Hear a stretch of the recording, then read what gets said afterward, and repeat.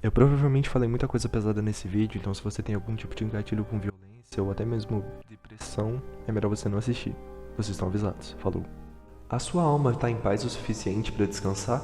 Ou você ainda está determinado a se agarrar a este mundo? Se a resposta da última pergunta for sim, você se manteria aqui por bons ou maus motivos? Eu sou Fita e o anime Meruko-chan foi avaliado em 7.6 pela comunidade. Uma garota que pode ver espíritos horríveis ao seu redor. Fora ela, algumas outras pessoas, como a madrinha de orações e sua conhecida de escola, também veem tais criaturas, mas não com a mesma frequência e intensidade. E em vez de fugir, a Miko simplesmente une toda a sua coragem e os ignora.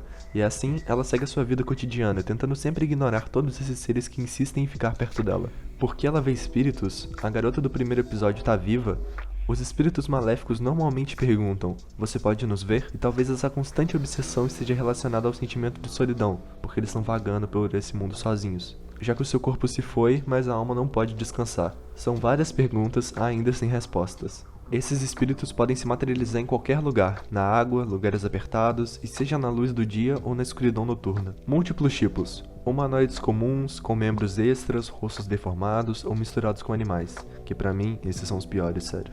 Todos eles sempre com aquela aparência pútrida. Chega a lembrar muito dos vilões de Bloodborne ou da série Souls. Inclusive tem vídeo sobre isso vindo aí, qualquer dia desses, fica de olho. Alguns desses espíritos são frágeis a ponto de desaparecerem com itens benzidos ou com uma oração imbuída em algum objeto. Porém, os mais fortes causam reações físicas, como rompimento de objetos e alterações baixas no meio real. Eles podem tocar e se agarrar em objetos ou em humanos, mas a única que pode sentir isso é a Meruko, a protagonista.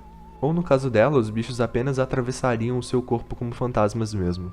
Sob classificações, existem espíritos bons e ruins, mas nem todos os espíritos envoltos em névoa escura são necessariamente ruins. E a melhor forma de provar isso é no final do episódio 5, onde um espírito com forma humana sussurra 4, 3, 6, 1, de forma horripilante. Mas, na verdade, ele estava dizendo isso para a velhinha com Alzheimer, que imediatamente entrou dentro de casa e colocou esses números no cofre do seu quarto, retirando de lá um presente que ganhou do seu marido enquanto ele estava vivo. E a filha dela até cita que após a morte dele, a sua mãe não era mais a mesma.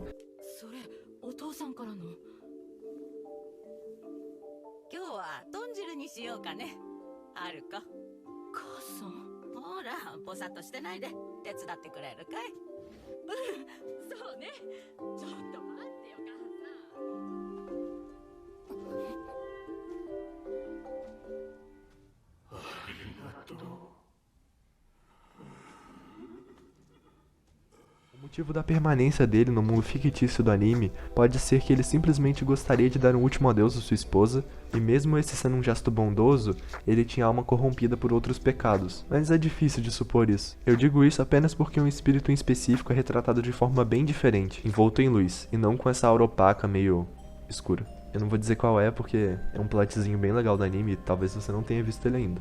Vale a pena. Outro exemplo é quando eles estão procurando alguém para cuidar de um gatinho de rua, e aparecem duas pessoas, um cara alto, careca, com tatuagens e cicatrizes, que olhava fixamente pro gato sem dizer nada, e o outro era um cara bonitão, com penteado estiloso, super gentil e que dizia querer cuidar do gatinho. Julgar pela aparência nesse caso e pelas palavras é bem fácil, mas a alma do grandalhão era pura e rodeada de bons espíritos, enquanto a do garoto era envolta de silhuetas animalescas, similares com gatos. Assim, a Miko faz a escolha certa. E se revela depois do pós-crédito que as cicatrizes daquele homem eram de gatinhos, não era de breaker nem nada assim. E a pureza em volta do seu corpo era da sua esposa que faleceu. Dá pra concluir isso porque ele tem uma aliança na mão esquerda e a moça sempre aparece atrás dele. E o amor que ele preservava por aquelas memórias do gatinho e da esposa foram tantas que nem a morte os separaram.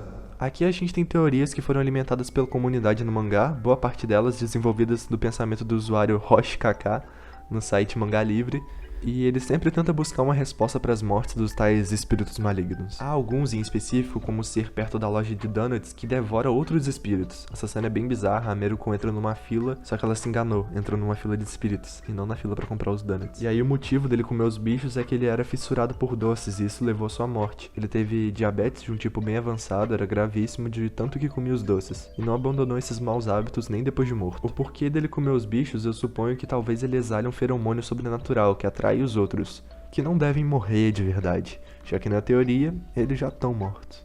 Tem um espírito ciumento que, bom, como só tem um que rodeia o garoto, eu acho que ela possa ter se matado após ele trair ela. Ela pode ser muito sensível e possivelmente ter depressão, quando ainda tinha vida, além de insegura, o que pode explicar o grande ciúme que ela tem por ele. Isso tudo é extremamente bizarro, mas nós nem ao menos vemos isso de verdade. Imagina a sanidade mental da protagonista, ela sim convive com isso diariamente, e é claro que isso afeta o seu psicológico, seu sono, e já foi mostrado mais de uma vez ela tendo alucinações, de tão perturbada que a sua mente tá. O outro lado pode não fazer sentido em vários aspectos, mas com o passar do tempo, talvez desvendemos um pouco mais sobre esses monstros e almas perdidas. Até a próxima e fiquem bem.